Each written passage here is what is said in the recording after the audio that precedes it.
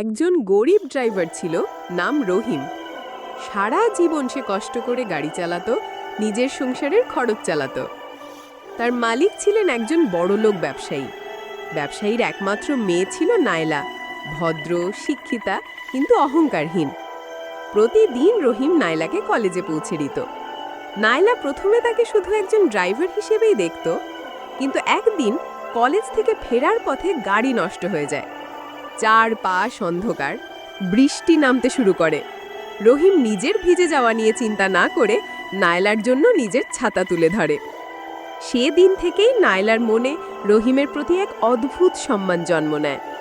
সময়ের সাথে সে বুঝতে পারে রহিম গরিব হলেও তার হৃদয় অমূল্য।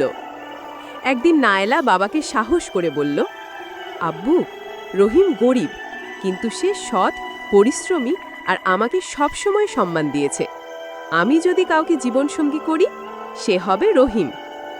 প্রথমে ব্যবসায়ী রেগে গেলেন, কিন্তু পরে তিনি উপলব্ধি করলেন ধন সম্পদ দিয়ে ভালোবাসা কেনা যায় না। তিনি রহিমকে জামাই হিসেবে মেনে নিলেন।